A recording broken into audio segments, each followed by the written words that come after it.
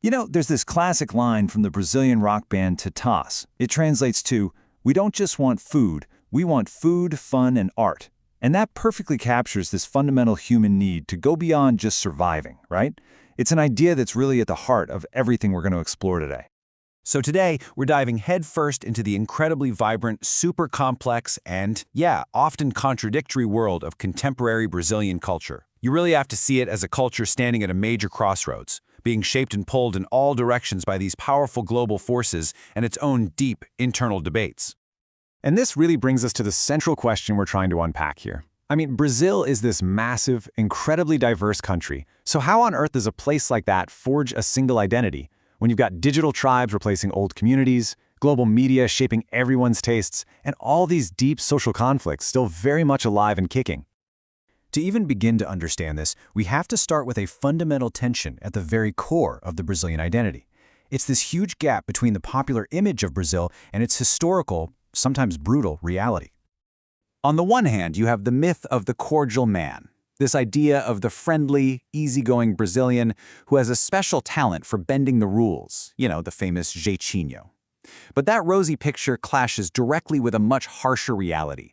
A history that includes incredibly brutal conflicts, like the Paraguayan War, and the kind of pervasive urban violence that defines daily life in its big cities today. So how do these paradoxes actually play out, especially for young people trying to find their way in Brazil's sprawling cities? Well, for many, the answer lies in a desperate search for belonging, and they find it by forming what we now call modern urban tribes. I mean, think about it. In the giant anonymous environment of a modern city, it's so easy to feel isolated. So people search for connection. This has given rise to what sociologists call urban tribes. These are essentially small groups built around shared passions: music, fashion, ideas, anything that creates a sense of identity in a world that can feel incredibly lonely. And what's fascinating is that these tribes often pop up around global things like rock music or football. They adopt certain styles, create their own little rituals, and that's how they build a shared identity. Now, if you look at it from a more systemic view, this is actually pretty useful. It channels all that youthful energy into consumerism, not into challenging the way things are. But this brings up a really crucial question, doesn't it? Are these tribes actually fostering genuine community? Or are they just a new, more stylish package for good old-fashioned individualism? The historian Eric Hobsbawm had a pretty stark perspective on this. He argued that globalization just smashes these traditional social ties, replacing them with what he called asocial individualism, where our connections to our past and to each other are fundamentally weakened. This idea fits perfectly with Zygmunt Bauman's concept of liquid modernity. It's this idea that our society is fluid, unstable. Things change so fast they never get a chance to solidify. It's like an overnight celebrity, famous one day, totally forgotten the next. These tribal identities can be just like that, forming and dissolving so quickly they never become truly stable. Of course, we can't talk about modern identity without talking about the most powerful force shaping it today, the internet. It's a tool that is simultaneously connecting us and fragmenting us, a total double-edged sword. And if you just look at how the internet is used in Brazil, a very clear pattern shows up. The web is, overwhelmingly, a space for entertainment and socializing.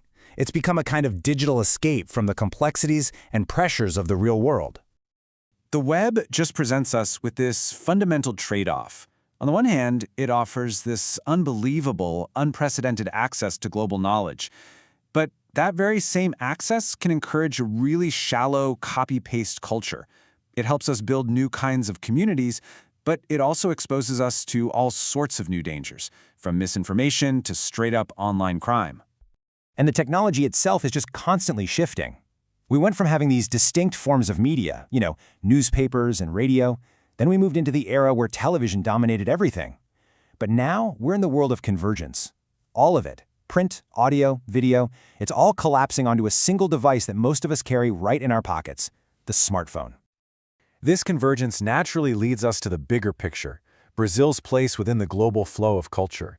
And it's a story that's about consumption for sure, but it's also a story of some really powerful resistance. First, let's just be clear on what we mean. When we say globalization, we're really talking about the economic system, the worldwide production and movement of goods. It's a system where countries on the periphery often find themselves economically dependent on the countries at the core. But there's a cultural side to this coin. what some thinkers call mundializao, or world culturalization.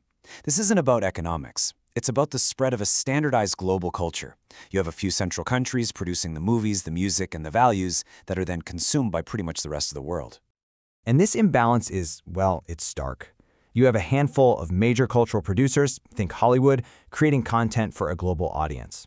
And so nations like Brazil, even with their own incredibly rich cultures, are often pushed into the role of consumers in this global marketplace. But that is not the whole story, not even close. A really powerful counter-narrative has been emerging, and you can see it most clearly in the incredible resurgence of Brazil's national film industry. This is where the resistance happens. This new wave of cinema literally turned the camera inward. Films like the ones listed here are so much more than just movies. They are acts of cultural assertion. They explore the complex, often brutal realities of Brazilian society, telling stories from a point of view that had been ignored by global media for way too long. This all brings us to the present moment, where the future is still very much being written. The outcome really hinges on this deep and ongoing cultural struggle between two opposing forces. Ultimately, the conflict boils down to this.